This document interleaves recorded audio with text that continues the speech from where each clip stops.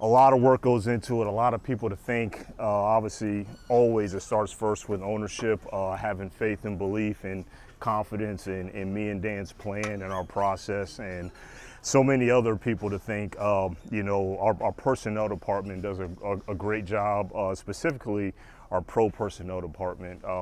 They do a lot of work scrubbing through a lot of players to generate us these lists, and a lot of work goes into that. And then our coaching staff, it's a very collaborative process, as you guys know.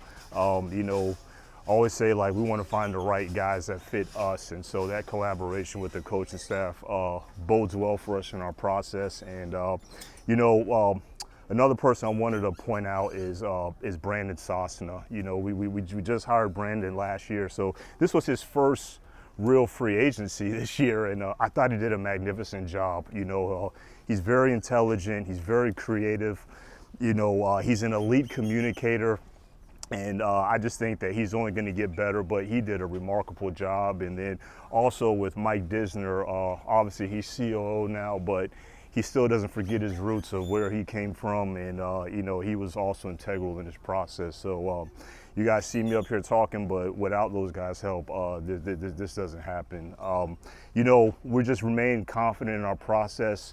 I say all the time, we'll surrender the results to our process, and so far we've gotten good results, and so the process, our culture is numero uno for us, and so far so good.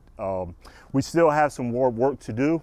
You might see, even with free agency, obviously you guys know about the draft coming up, but even with free agency, the work's not done yet. So, you might see a name or two still pop up, possibly before the draft. But obviously, as you guys know, roster construction, roster management is nonstop year on the clock. So we'll just keep working, but so far so good, off to a good start. Your biggest splash was Cam Sutton, I guess, in terms of dollars. We'll call it biggest splash.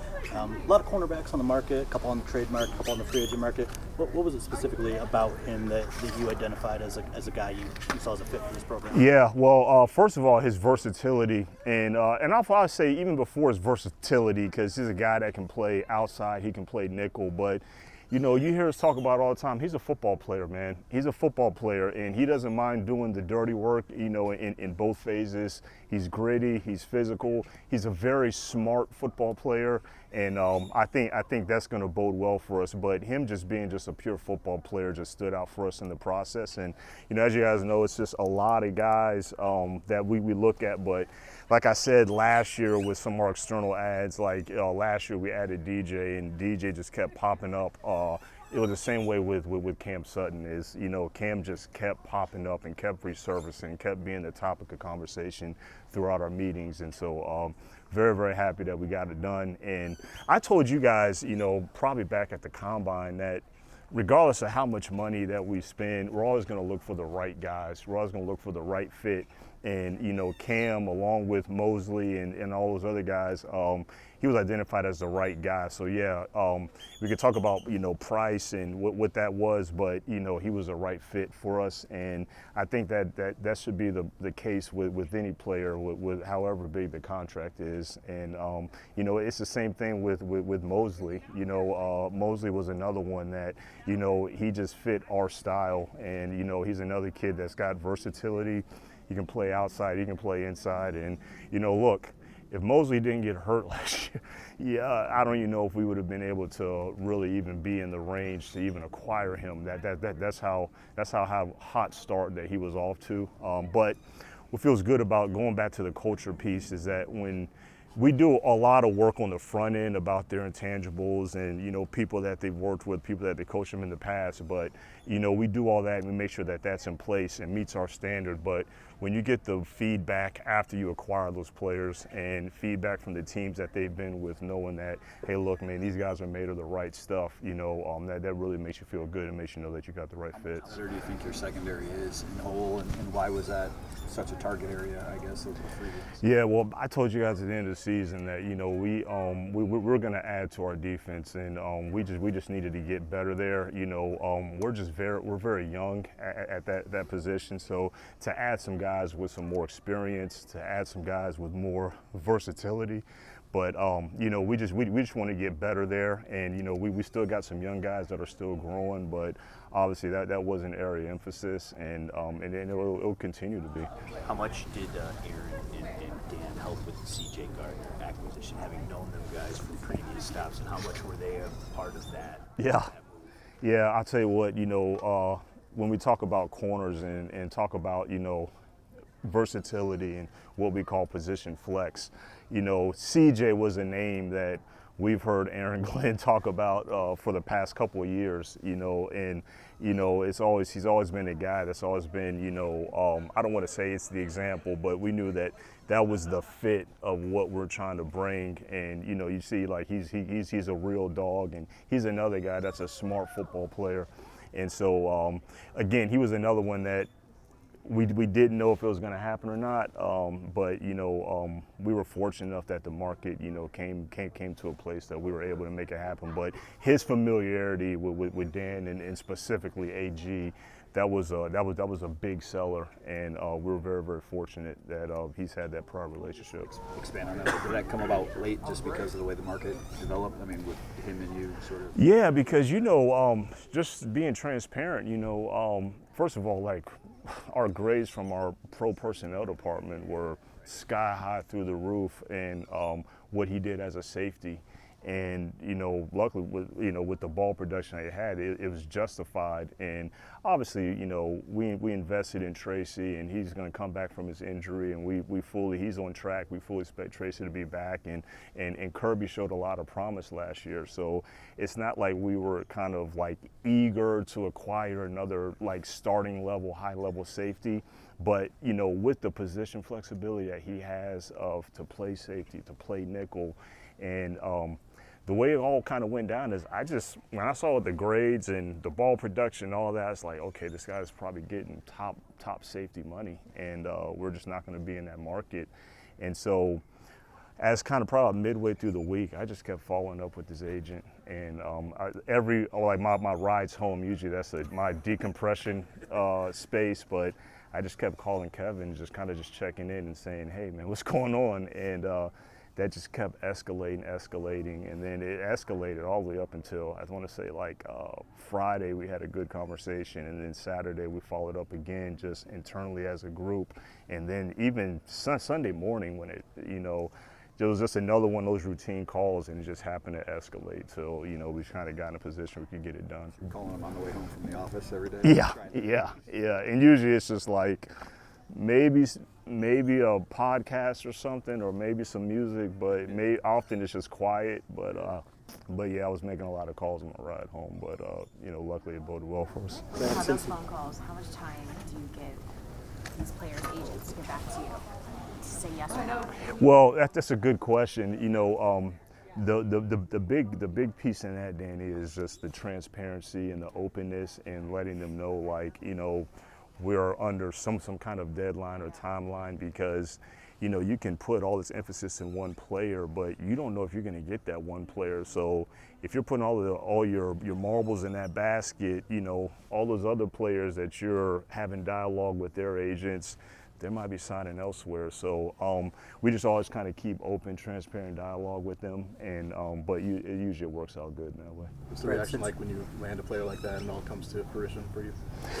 It was huge. I would say, you know, I was really excited. I want to say it was about Sunday night. It was probably almost like 10 o'clock at night, and you know, the kids were asleep upstairs, and you know, wife was asleep, I basically woke the whole house up just when we got that done. But just a player of that caliber, how he fits like a glove in our defense, and what he's going to bring to our culture and our style and how we want to play. And you know, I got a great text from Aaron Glenn as soon as it happened. You know, but it was a good feeling, and again, you know, just another piece to add and bolster our back end. But it's not just our back end; it's just our defense as a whole. You know, it's just a certain way that we want to play defense, and he fits that to a T. I wanted to go back to, since you've been here, you've talked about fit, right? It's not just talent, it's fit. Yeah. You got to be the right guys for you. So as you're going through free agency and now the draft, and you're weighing all the other pieces. Talent obviously is the first thing you look at with a football player, but how do you weigh the other pieces to what is a fit for the Detroit Lions? Outside of talent? Yeah. Yeah, well, obviously, you've been hearing me preach intangibles since day one, and I do think I'm a firm believer still that intangibles are the separators of success. You look at, like in Amon St. Brown, he's he's a talented player, but his intangibles are as good as it gets, and that's why he has the success that he has. And there's countless other players that I could name that to rattle off, but talent is one thing, but the intangible piece, the character piece, those are components. But it doesn't make up the whole picture in the totality of the evaluation. Can talent ever cause you to, I guess, waver on do you have like a firm set intangible threshold you need, or can talent balance those scales differently for you? It varies. I always say it's case by case. So, if a player is really, really talented, and if there's something else that you have to figure out, we just kind of make sure that we're thorough, do our due diligence, and again, they're all case by case. So we just make sure that we're thorough in our work, thorough in our process. Talent's easy to find. It is. And I always say from an evaluation standpoint, talent, we have, and I'm very confident in myself as an evaluator, but I have a great staff, and we have great coaches that are good evaluators. We have so many people looking at the coherent stuff you see on tape, but but you got to do your just due on the intangible piece, and the modern day athletes, they're all different, and so you just got to do your work, and we take it case by case. So stay with that for a sec. Can you just detail, what are some of the steps that you take, with the draft, a character risk guy? You get security involved. I mean, it's more than a 30 visit, right?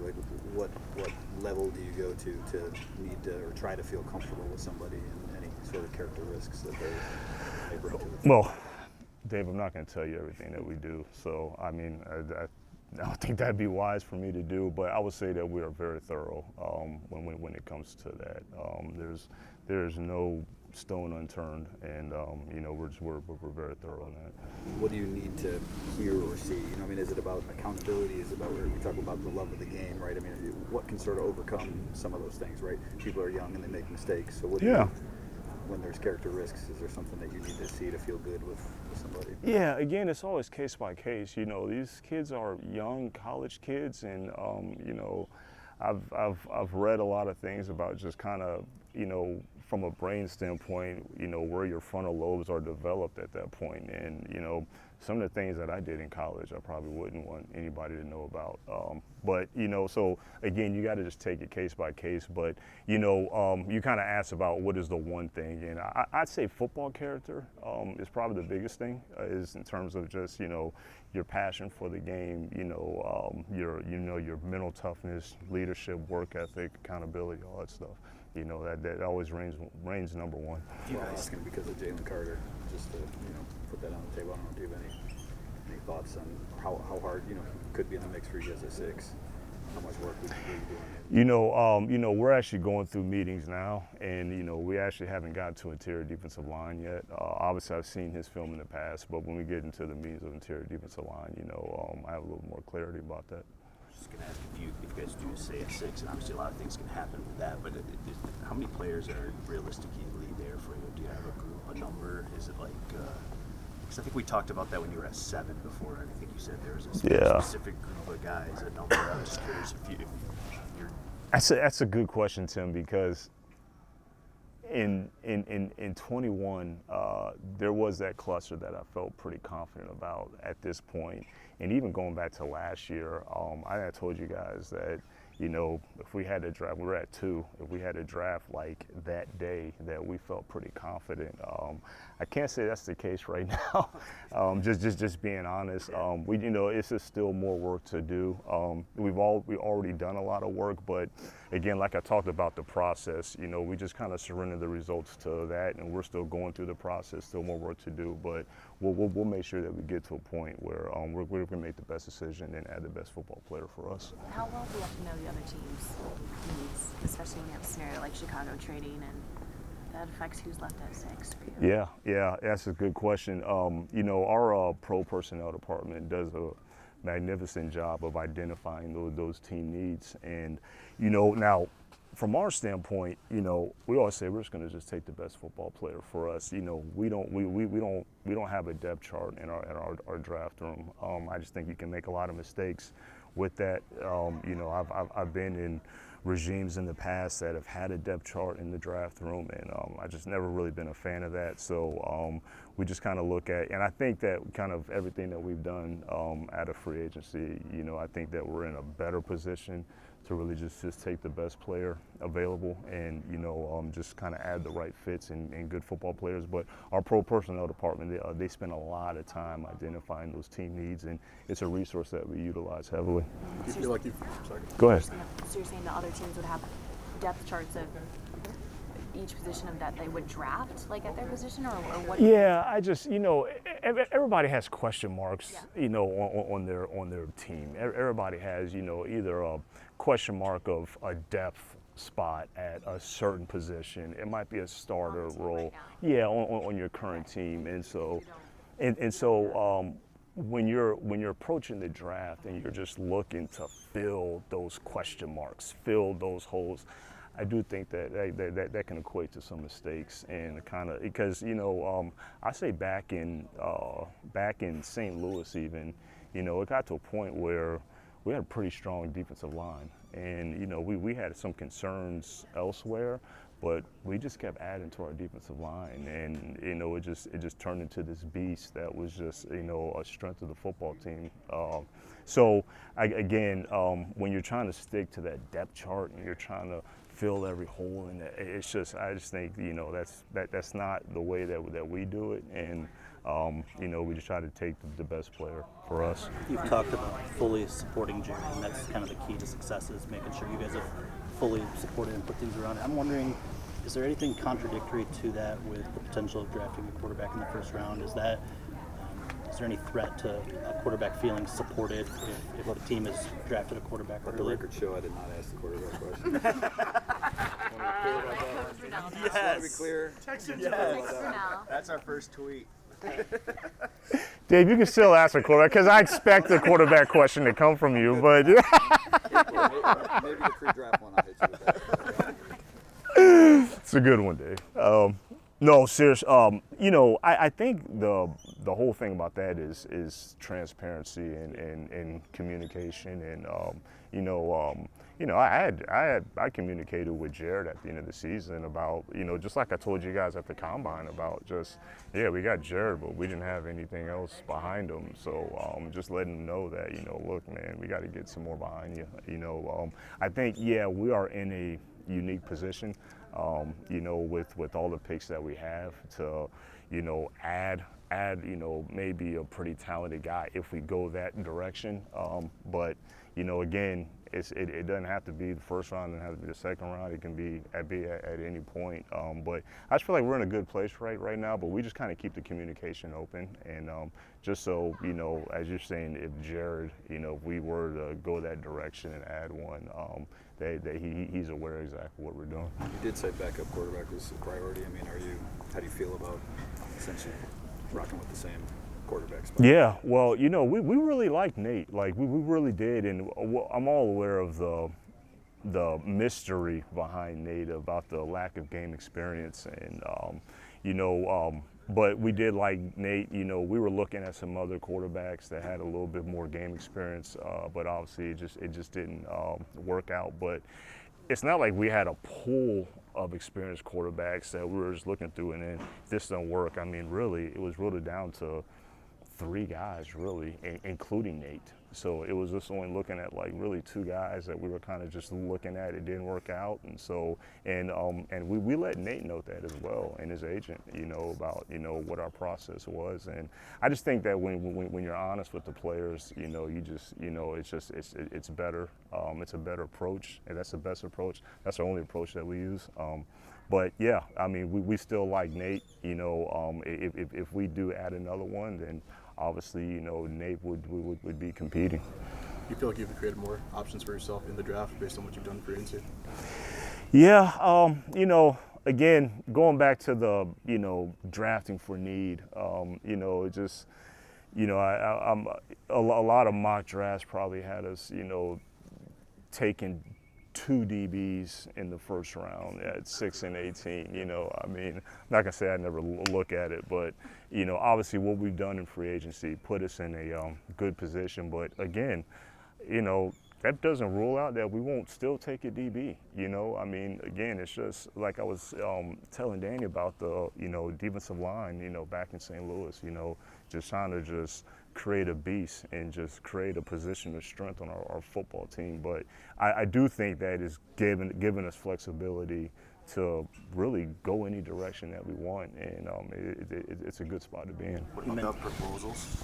I know you guys submitted some proposals and bylaws. Yeah. What do you feel strongly about putting those to the floor? Yeah, so 2 of them we withdrew, and so those aren't on the table anymore. And then we still got a couple more that we'll just see how the voting process goes out with the potential 3rd challenge, and then the potential emergency 3rd quarterback, and we'll see how it goes and let the vote process play out. Yep. You mentioned DJ earlier. That was a very specific need you guys were looking for. That big frame decks. You lose them in free agency to Carolina. We know J-Mo's in for a much bigger role upcoming. Do you still need that Chark skill set on this roster? Do you still need to find that somewhere, whether it's remaining free agency or the draft? Yeah, I'll say that's still a position that we'll still monitor. You just never really can have enough of those guys, just to be honest with you, and just to add more competition. But whether it's Shark's skill set or a different flavor, if it's just the right football player, we'll definitely continue to monitor that position. Are you guys in on Beckham? Have you talked to Odell at all? Have not talked to Odell. I saw something that came out that he wanted 20 mil or something like that, and I said, well, we can't afford that. But no, but just from a position standpoint, obviously, we don't turn our nose at any player that can improve our football team. So we look at everything. What about the Kaminsky and Buggs signings? Those guys seem like kind of glue guys for a roster. Just why was that really important to get those 2 guys back? Yeah, what we want to do is, and I know it's always the exciting part of free agency is adding somebody that's not on your team, and no one wants to look at your same players again. But those guys provided key roles for us last year, and I said it last year when we re-signed a lot of our guys that they had productive years, and I think that can be said about both of those guys. Kamish, I think he really found his footing. He really fits our culture, and he's a guy that plays with a really high motor. He's a smart football player. He plays like how we want to play on defense, and he's got versatility to play a multitude of roles, and he's a very selfless player, and it just fits our culture about just being greedy, no ego, and earning everything that you get. And I believe that John did that and was very, very happy to get him back. A guy that's selfless in terms of John's not worried about getting the sack. John's wants to make sure that he can set up that sack for somebody else. And player that has the ability to get the sack, but to have that mindset is huge. And then Buggs, Buggs is a very talented player, and the real thing with Buggs is that I think he'll be even better if everything works out in terms of he had to play a lot of snaps last year, and more snaps than we would have liked for him to play, but due to the circumstance, he just had to. But I thought he played really, really well, and you know, he's still a young guy that's got a lot of talent. You know, and I believe that he really embraced our culture when he got here, and you know, he was a guy that wanted to be back, and you know, we wanted him back, and you know, I think that we'll even get a better version of Bugs going forward. You make the additions that you do to the secondary. The questions become what of the guys that you retained. Just curious about Jeff. You know, what do you see as his future with the program? And I mean, fifth-year options obviously still floating out there. Is that something you've made a decision on at this point? Yeah, we'll just update you as soon as we make that choice on the fifth-year option. But you know, again, I talked to you guys about Jeff at the end of the season in terms of, you know, the unique thing about him is that he's still growing and he's still learning as a player. You know, even, you know, all the years that he's been in the league already, it's still been very minimal play time. And I told you that, you know, last year he was basically a rookie, you know, in terms of playing time. So he's still got a lot of ability, but you know, when the official decision is made on the fifth-year option, make sure you guys are first to know. So Jamal sort of made it known that he wasn't happy with the contract offer. Can you just explain when you pivoted to David Montgomery, you know, what you think about Jamal's comments? Yeah, so just like I told you guys at the Combine, you know, it was mutual interest. We wanted Jamal back. Me and Jamal had good conversation at the end of the season about, you know, his desire to want to come back, and that was legit. And when we left the Combine, you know, we had conversation with his agent probably like either right before or after that I spoke to you guys there. So thought that he was heading in the right direction. And man, I love Jamal. You know, one of the greatest stories is, you know, when we first signed Jamal. Well, I don't know if I even told you the backstory. Jamal was like a target to add in free agency when I was interviewing for this job, just to be able to pair DeAndre Swift with a guy like him. So. And then when we signed Jamal, we was, you know, in this conference room that's got a big old Lions logo, and he just kind of banged the wall and said, man, this ain't gonna be the same. And it's just everything that you guys know about Jamal, you know, and on top of his ability as a running back, those are all things that made us want to bring him back. And, you know, from a budgeting and planning standpoint, pre-free agency, you know, we had an allotment of resources set aside really for Jamal. Didn't really even really consider another running back, you know, higher than that amount of resources that we set aside for Jamal. And, you know, business happens, and, you know, that's part of this business. And it just didn't work. But you know, we were, you know, we tried, but, you know, when the market crystallized and it got to a point where David was in play, kind of within the range of resources that we had set aside, then, you know, that's when we went ahead and went forward with David, which we're extremely excited about. He's a very good football player.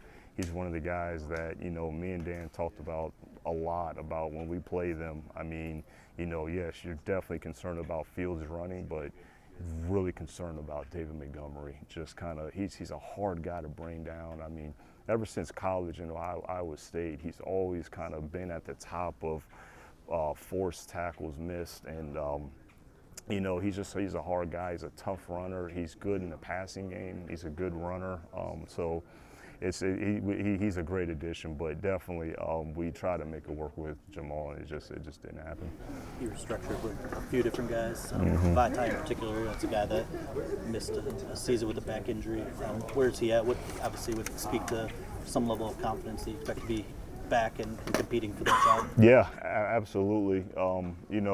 You know, we actually, he's in a good place. We just got some recent reports back that he's in a really good place, and we felt confident, you know, about doing the deal, and glad to have him back to compete for that spot. That's a competition I imagine you're looking forward to between him and Glasgow, given the experience there. Yeah, and you know, Vaitai, man, look, V's a good player. He's a starting level guard that fits what we're about among the offensive line. So, you know, but obviously there's question marks, or were question marks about his health and all of that. But to get Glasgow in the fold.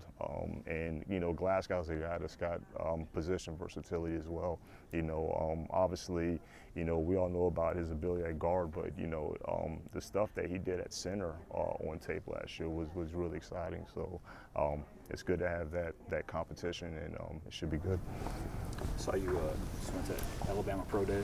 I know you don't. You know, you try to keep things even, right, with some of the prospects. Can you just explain like how you pick the pro days you go to? I don't know what. Yeah, you know, it's funny you brought that up because I wanted to go to a lot more, and just with free agency and draft process, trying to balance both, just wasn't able to. And even that week of that pro day, you know, we scheduled so far in advance, and I think on Tuesday I was reminded that pro day was coming up, and I was like, holy shit, I forgot that.